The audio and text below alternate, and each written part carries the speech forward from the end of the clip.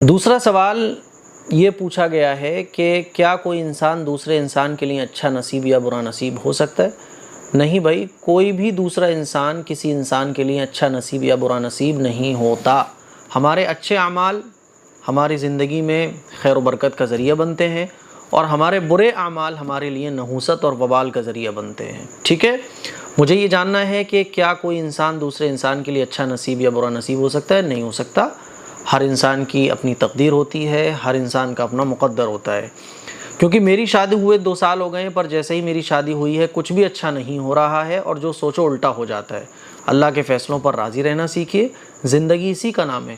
آمنت باللہ وملائکتہ وکتبہ ورسلہ والیوم الآخر والقدر خیرہ وشرہ، ہے نا؟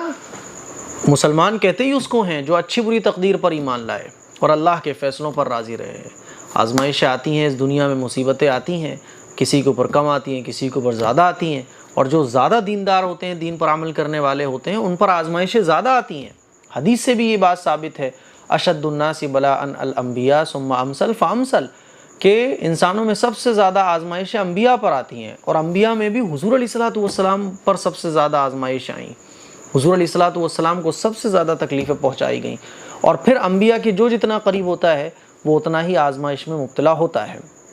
جو سوچو وہ الٹا ہو جاتا ہے، کوئی بات نہیں، اور میرے گھر مصیبت ہی مصیبت آ رہی ہیں، اور ہم نماز پڑھتے ہیں، جماعت میں جاتے ہیں، قرآن کی تلاوت بھی کرتے ہیں، اللہ ہم سے ناراض ہے، ہم بڑی تکلیف میں ہیں، اور کچھ لوگ ہیں جو بولتے ہیں کہ تمہاری بیوی تمہارے لیے صحیح نہیں ہے، میرا دل نہیں مانتا، براہ کرم مجھے قرآن و حدیث کی روشنی میں جواب دیں۔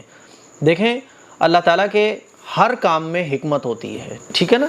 وہ ہمیں لگتا ہے نا کہ ہمارے ساتھ برا ہو گیا، لیکن اللہ ہمارے ساتھ جو کرتا ہے، اللہ کے ہر کام میں خیر اور حکمت ہوتی ہے۔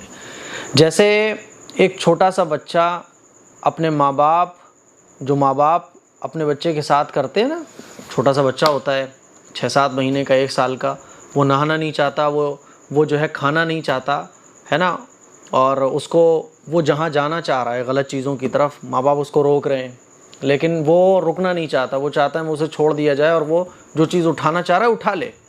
اسے نہیں پتا کہ کون سی چیز چھونے سے میرے کیا ہوگا، ہر چیز وہ منہ میں رکھ لیتا ہے، تو اسے نہیں پتا کہ کون سی چیز میں منہ میں رکھوں گا تو مجھے نقصان پہنچائے گی، لیکن ماں باپ روکتے ہیں، تو وہ بچہ جو ہے نا چیختا ہے اور روتا ہے کہ نہیں مجھے مت روکو، مجھے یہ چیز دے دو، لیکن پیرنٹس نہیں دیتے ہیں۔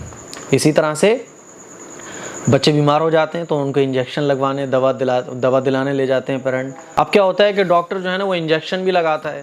اب بچہ یہ سوچ رہا ہوتا ہے میرے ماں باپ کتنے ظالم ہیں، کتنے خطرناک ہیں، کہ دیکھو وہ ڈاکٹر جو ہے نا سوئی چبو رہا ہے میرے، ہے نا، اور یہ کھڑے کھڑے دیکھ رہے ہیں۔ پھر دوا لے کے آتے ہیں، پھر ہم بچوں کو وہ کڑوی کڑوی دوا کھلاتے ہیں۔ بچہ سوچ رہا ہوتا ہے سب سے بڑے ظالم ہیں میرے ماں باپ، بتاؤ کتنا ظلم کر رہے ہیں، کڑوی کڑوی چیزیں مجھے کھلا رہے ہیں، ہے نا؟ لیکن بچے کو نہیں پتا ہوتا، جب وہ بڑا ہو جاتا ہے تب سمجھ میں اس کو آتا ہے۔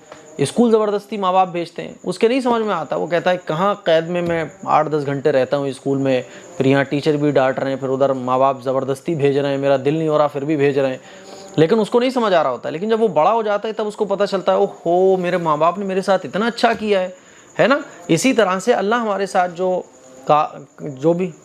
اسی طرح سے اللہ تعالیٰ ہمارے ساتھ جو فیصلے فرماتا ہے تو ہمیں وہ سمجھ میں نہیں آ رہے۔ اللہ کے ہر کام میں حکمت اور خیر ہوتی ہے، اسی لیے مایوس نہیں ہونا چاہیے۔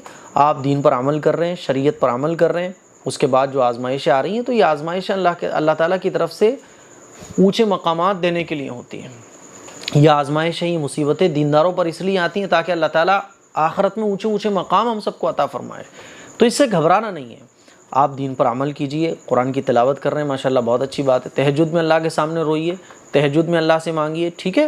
یہ مصیبتیں، آزمائشیں آتی ہیں، وقتی طور پر ہوتی ہیں، ختم ہو جاتی ہیں، اسی لیے ایسے موقع پر نیگیٹو نہیں سوچنا چاہیے، اللہ کے بارے میں اچھا سوچنا چاہیے۔ اللہ ناراض نہیں ہوتا ہے، ٹھیک ہے نا؟ اللہ ناراض تب ہوتا ہے جب ہم دین سے دور ہو جاتے ہیں، ہم دین پر ہی عمل کر رہے ہیں، پھر ہمارے اوپر آزمائش آ رہی ہے تو سوچ لو کہ آپ پیغمبر کے بہت قریب ہو، ہے نا؟